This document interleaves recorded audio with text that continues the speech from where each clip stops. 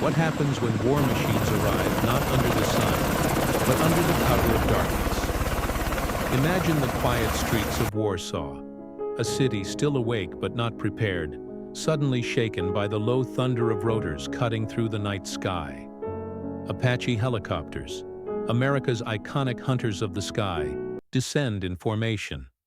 Their infrared lights flash faint red glows across rooftops and boulevards, sending ripples of unease through those who step out onto balconies with cell phones raised. Whispers fill the night. Why here? Why now? And why in the middle of the night? That is the scene that has stirred questions across Europe. Are these Apaches here for a simple training mission? Or are they preparing for something far bigger? A potential confrontation at NATO's eastern edge, only miles from Russia's Kaliningrad enclave.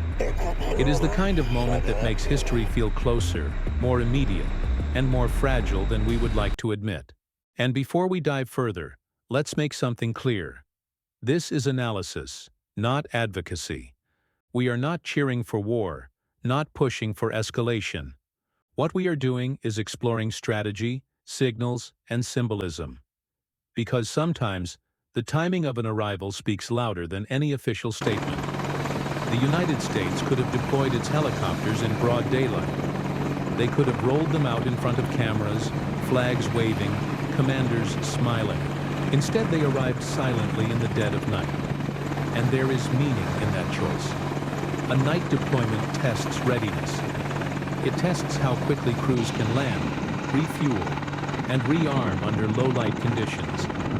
It sends a message to allies and adversaries alike. If this is how we move in peacetime, imagine what we can do in a crisis. Apaches rolling off C-17 Globemaster aircraft in the darkness symbolize far more than logistics. They symbolize presence. They symbolize speed. And most of all, they tell the people of Warsaw that NATO is not distant. It is here, on their soil, at their side. Which leaves us with a question worth holding on to. If this was just routine training, why keep it hidden under the cloak of darkness? To understand why this matters, we need to look at the machines themselves. The Apache AH-64E Guardian is more than a helicopter.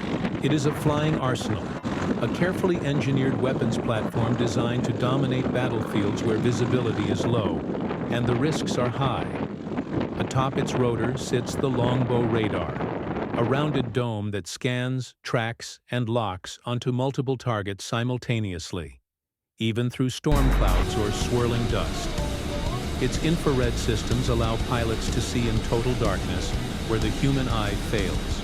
Armed with Hellfire missiles, Hydra rockets, and even long-range spike missiles, an Apache can strike tanks, bunkers, and mobile air defenses from beyond visual range.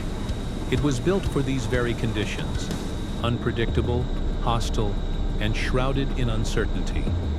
Now compare that to Russia's counterparts.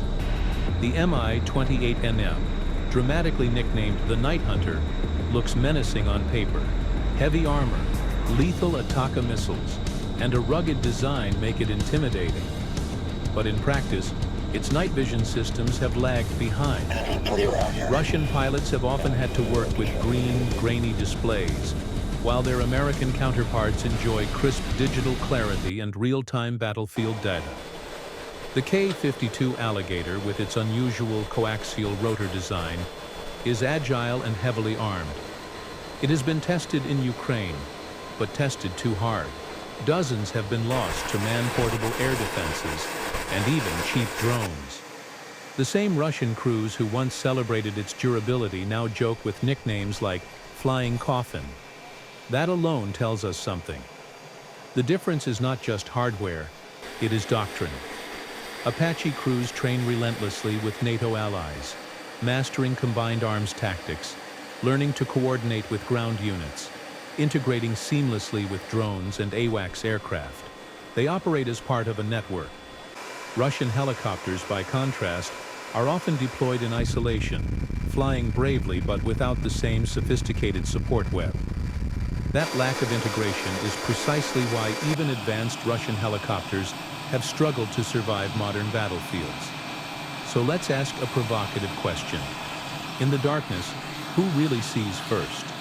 The Apache with its Longbow radar, or the Ka-52 with its, let's be polite, budget optics? This brings us to the scenarios that haunt planners on both sides. The first possibility is the defensive shield. NATO insists these helicopters are purely defensive, meant to secure Poland's skies and deter aggression from Kaliningrad. If so, the Apaches are guardians, nothing more. The second possibility is provocation. Moscow may see this night deployment as escalation, a sign that NATO is preparing offensive operations close to its borders. Russian Mi-28s and Ka-52s could scramble to shadow NATO flights, circling dangerously close, with tension rising every time radar locks on. And then there is the third possibility, the spark. Imagine one radar lock too many, one Russian pilot who feels threatened, one Apache crew who decides to respond. Suddenly, what began as a nighttime patrol turns into headlines about NATO and Russia trading fire above Eastern Europe. The danger is not only in what happens, but in how it is perceived. For Warsaw, the Apaches are reassurance. For Moscow, they are encirclement. That gap in perception is exactly where crises begin, which raises the uncomfortable but necessary question: is this deployment a defensive shield, or the first dangerous step up the escalation ladder? So what is the payoff? What truth emerges from all this? The Apache is not just a helicopter. It is a symbol. Its night landing in Warsaw was both practical and political. Proof that the U.S. can move forces quickly, quietly, and effectively. Russian Mi-28s and Ka-52s may look formidable in glossy brochures, but their track record shows otherwise.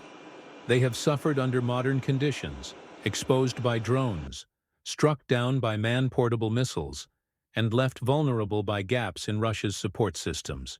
The Apache, integrated into NATO's network, represents not just firepower but a way of war, coordinated, precise, and overwhelmingly effective. For NATO, this deployment strengthens deterrence. For Moscow, it poses a dilemma. Do they push back and risk escalation, or stay quiet and risk looking weak? And for the people of Warsaw, it is a reminder that their city is no longer just a European capital. It is a front line, a place where the shadow of global rivalry is no longer abstract but painfully real. Maybe the real phantom in the night is not the helicopter itself, but the possibility that a single rotor blade spinning too close to Kaliningrad could turn a silent drill into a global crisis. So we end with a question to you. Do you see these Apaches as a shield of protection or as a spark of provocation? And if Russia really wanted to counter them, would the Mi-28 or the Ka-52 even stand a chance? Drop your thoughts in the comments, and don't forget to like, share, and subscribe to Novastra Defense, where we uncover the weapons, strategies, and rivalries shaping tomorrow's world. Because sometimes the scariest ghosts are not the ones haunting our dreams, but the ones circling silently in the night sky above.